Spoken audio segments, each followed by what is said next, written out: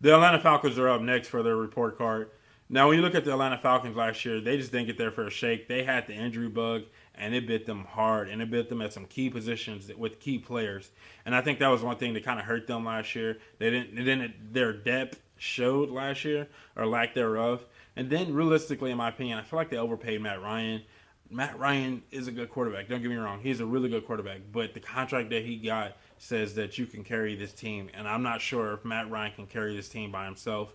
They needed some offensive line work. They needed probably another receiver, things like that. They went out and they addressed some of those things last year for sure. But last year, that offense was still that offense. But that defense showed that it didn't have that depth. And I'm wondering now if Matt Ryan's contract is going to start to hamper on this team and really put a strap on this team and say that you were very limited on what we can do. Matt Ryan, please help us. And I don't think he's that quarterback.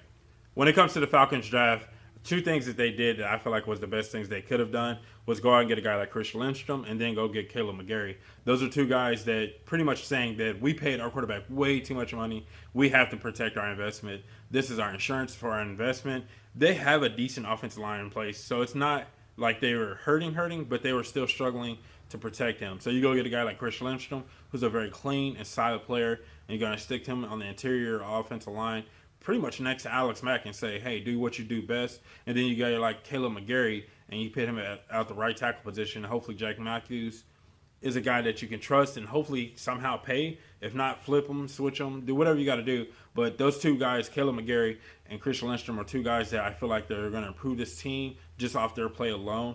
And then you get a guy like Devontae Freeman back.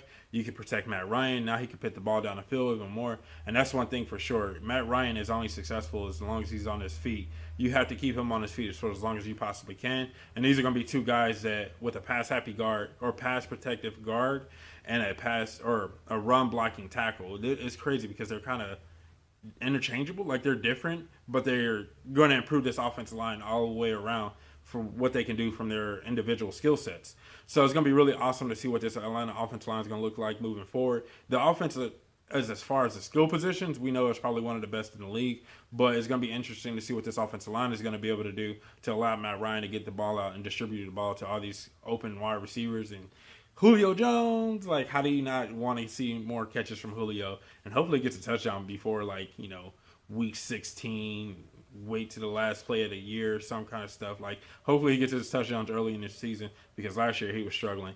But that's a different story for a different day.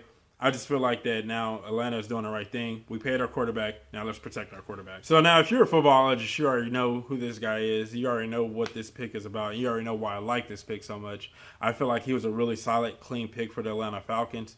If you haven't seen Unknown Superstars yet, John Kaminsky is one of those dudes, and he's definitely going to be an Unknown Superstar. I feel like he's going to make a big impact for this team. He's going to be a guy that probably hope allows them to move on from Vic Beasley when the time comes. Hopefully, Takk McKinley can stay healthy, and now you got two guys out there that you can trust as far as getting after the quarterback. But I feel like John Kaminsky can get after the quarterback. I think he can get after in the run game. I think he's going to be a complete all-around player for the Atlanta Falcons, and it's going to be exciting to watch him play because I'm definitely going to be tracking him down.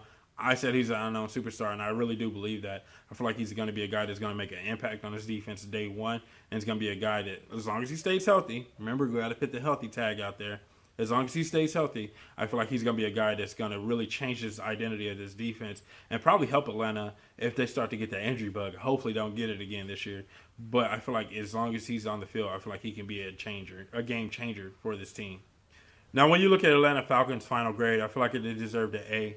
When you think about everything that they did, having 2 first-round picks and then not having a pick in the second or third round, you want to get a guy like John Kaminsky in the 4th round and then picking up some corners in the later parts of this draft as well. They pretty much addressed what they could with what they had, but most importantly, they said we're going to protect Matt Ryan and we're going to make sure that our quarterback is upright. We're going to address our defense enough to the point where if we find ourselves strapped again, as far as having decent players on the field, hopefully we struck gold on a couple of guys that can come out and be key contributors for our team.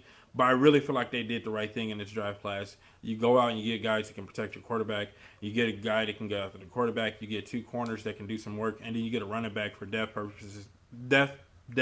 purposes, because you lost Tevin Coleman to free agency. So realistically, I feel like they had a perfect draft for where they were at. For a team that is this talented and that you had key players coming back from off injury, I think they were perfectly fine. They were perfectly in place. They're a team that has continuity, that has consistency already. So you didn't need too many good pieces. You just needed some really good, adequate pieces, and they did that really well in this year's class.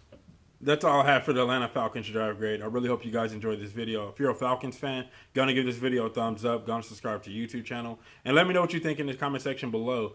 Gonna comment and judge me.